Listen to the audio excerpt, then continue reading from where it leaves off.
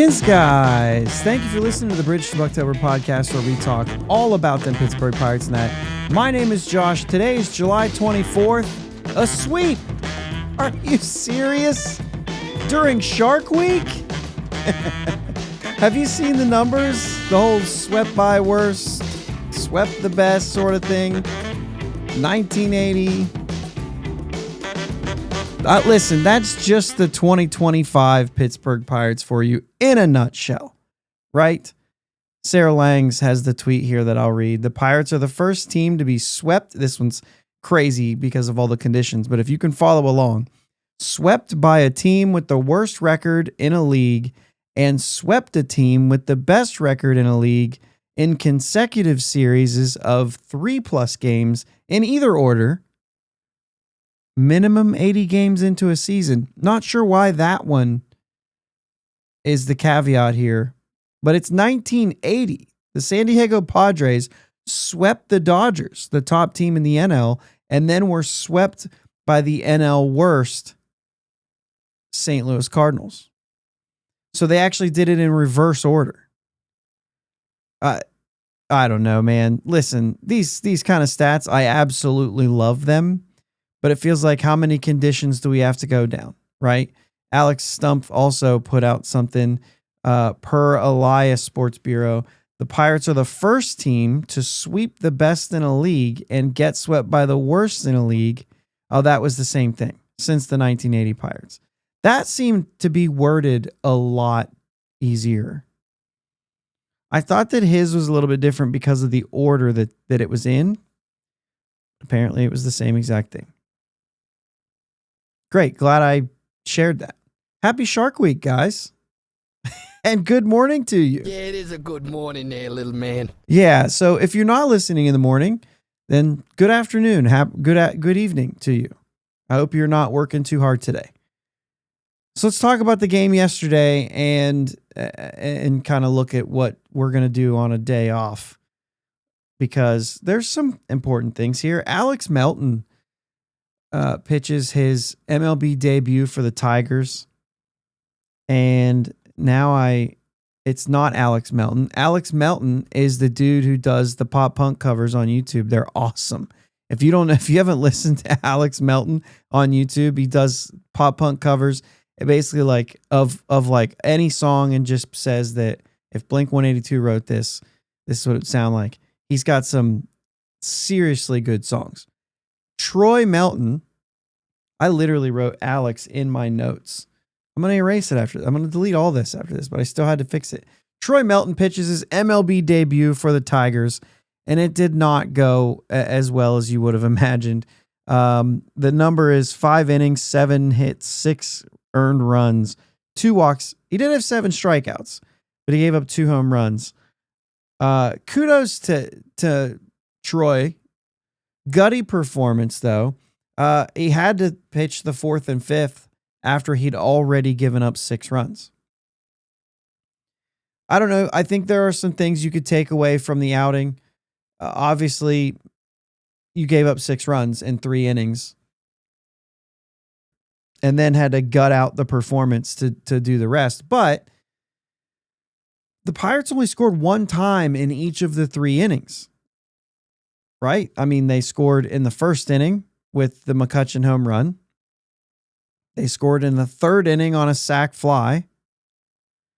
But in the 2nd inning, they scored on a Spencer Horwitz home run where the bases were loaded. So still just 1 play, but it was 4 runs, and that was the 6 runs in the first 3 innings. And the Pirates at that point put it in cruise control and finished the rest of the game on the backs of their pitching to complete the sweep.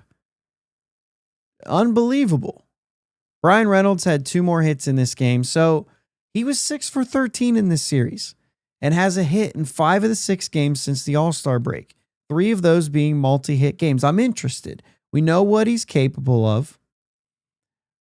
We know it's bound to happen, but we've been critical of him for the season that he's had and not being able to get somewhere. So this is a very, very small sample, but I'm paying attention because Brian Reynolds is a guy that we need to get moving And for a moment right now, I even said during one game of this, oh yeah, he got a hit and it was a, double or whatever, but then he struck out 3 times. Well, he didn't strike out in this game. He had 3 hits yesterday. So like there's some things kind of happening for Brian Reynolds, and that's a good thing. Kutch ties Mike Schmidt in the all-time hits. O'Neal Cruz 2 for 3 in this game. Love to see that. Had an RBI on the sac fly. Also scored a run. O'Neal Cruz also stole 2 bases in this game to get up to 33 steals, which I believe, unless somebody passed him after the game, he would be the league leader in stolen bases. So Cruz playing some good ball right now too. Using the legs a lot right now. We're seeing that. It's good stuff. Bailey Falter had a really nice afternoon as well. 7 innings, 4 hits, just the 1 earned run, did not walk anybody and punched out 8. And, Jake texted me after this and gave me a hard time talking about him bouncing back and having a really good start and how he's excited, yada, yada. I don't know how much of it he was joking, but there was like an ad that just moved and I thought there was a giant fly in here. Anyway, I don't know how much of that he was joking or if he was serious. But he said he's fun to watch, and that if you've listened every day, then not too long ago, I think it was Sunday night, I talked about how I didn't think he was fun to watch. I still hold to that. I still don't like watching him, but he had a fantastic game, and he's done that several times, and it's hard to criticize anybody because of an opinion that I have. So I don't know. He looked good. He did well. His ERA is now 3.82, which is right back to like, oh yeah, that's better than I would have wished for him. So fantastic job. Carmen Mlodzinski threw 2 innings to close it out, just gave up 1 hit and had 3 strikeouts. So Carmen Mlodzinski, very good in this game. You use 2 pitchers, you complete the sweep. It is a win-win situation all the way around. And I don't know. Great job, Pirates. That's unbelievable. You get swept by the White Sox. You turn around and you sweep the Detroit Tigers, who came into, he came into the series as the best team in the American League. They've since been passed up, or best team in baseball. Best team in baseball. But yeah, they're still in control of their division. They're still in control of their division by a good amount. But they're 1-9 in their last 10 games. It's not been a good stretch for the Tigers. Just looking this up right now, they're still 8 games ahead of the Guardians right now. Guardians are 51-50. That's it. So it won 4 straight to get to that point. I mean, that division is Tigers, and then everyone else. And everybody's been below 500 until the Guardians just won 4 straight to get back over 500. I know that there was a lot of talk about the 2 central divisions, but here we are, the Milwaukee Brewers at this point, baseball's top team, the only team with 61 wins right now. They had a winning streak. It was snapped. They came right back and won again. 61-41 for the Milwaukee Brewers. We were talking about how the Cubs had gotten there. They're at 60-42. Just 1 game right there. We were talking about how the Cubs have been doing well, and then here comes the Brewers, leaving everybody in the dust. The Reds have now passed up the Cardinals. Cardinals are 3-7 in their last 10. And this was something that I said early on, that the Cardinals were playing really well, and I didn't think it was going to last. They're 52-51 now as they are approaching the 500 mark in the opposite direction. The Reds are 6-4 in their last 10, and they're 53-50, right around 500, right where we said they should be. Again, the Pirates should be in the mix with those 2 teams. They should be right around that 500 mark and right in the mix with those 2 teams. But because of the way they started this season, they are where they are, and they're not going to bounce back at this point. We know that there might be some movement And we'll get into that. Right now, the Pirates have a day off. There's 3 more games for the homestand, and those are against Arizona. If they win this series, they win a homestand, which is kind of interesting. That's coming out of the All-Star break. When you look over a course of 9 games, the entire homestand, yes, you were swept by the White Sox in the midst of that, but also you're going to turn and say that you won the homestand. I think you would take that. After Arizona, they head to San Francisco for 3, and then a week from today is the trade deadline, another day off, but the trade deadline next Thursday. You have 7 days at this point. What kind of movement? I don't know. Really curious to see how this deadline shapes up. I'm still on the fence with a lot of things. I talked at length this week about Mitch Keller. I would like to see Tommy Pham moved. Despite his recent success, I don't believe it lasts all year, and he's hot right now, and I think the Pirates a lot of times miss opportunities to move guys when they're hot. And I talked about what he's done in his last 15 games yesterday. I still think it's going to be important, though, to see guys play in left field and other places, but left field seems to be a place that would be an easy fix, and we could take a look at guys. I want to talk about a guy who's not everybody's favorite, but just because we have to, right? He's on the team right now. Jack Swinski needs a run of games. I know that half the fan base or more have already given up on him, but the Pirates are going to have to make that same decision on whether or not they give up on him. So it's true that they can wait until next spring training, or if some point in the offseason they need that 40-man roster spot, they can DFA him, or they can wait all the way till the end of spring training and try to pass him through waivers and send him down. He's out of options, though. I imagine they'll hold on as long as they can, but there's going to be decisions to make, and time's running out for Jack. Here's the thing about potential and ability. He had 26 home runs in a season before and did so in 144 games. There was a stint there that he was sent down. He was a 3.4 WAR player in 2 seasons spanning 254 games. A guy who came up that first year straight from AA. He had 45 home runs during that time. Listen, guys, you can't fake that. That's the thing I've said before. It can never be faked. But there's a ceiling for players. And some players are able to reach it for a long time. And for others, it's maybe a couple of years. But that doesn't mean the ceiling's not real. He has a ceiling. It's probably around 30 home runs in a season. The question is, will he ever reach it? And that's why a lot of times when you're talking about these prospects and draft picks, and the Pirates have just been signing all of their draft picks this week. Looks like their round 2 pick is going to go to UCLA, so they're going to miss out on that. They'll get some bonus money for that moving into next year. I believe that's how that works. I would go to Ethan for those answers.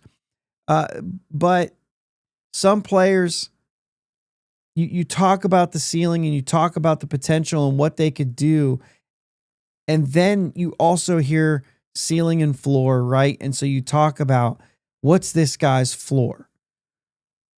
Early on, you draft the high ceiling guys, and then the second round, maybe those high floor guys are guys you go after, yada yada. I think I said yada yada twice yesterday. I need to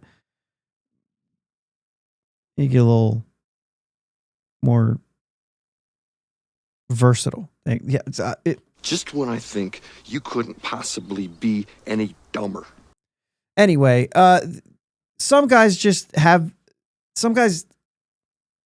that floor is lower, even if the ceiling's up there. And I think maybe Jack is probably in this situation where the floor is a lot lower than the ceiling.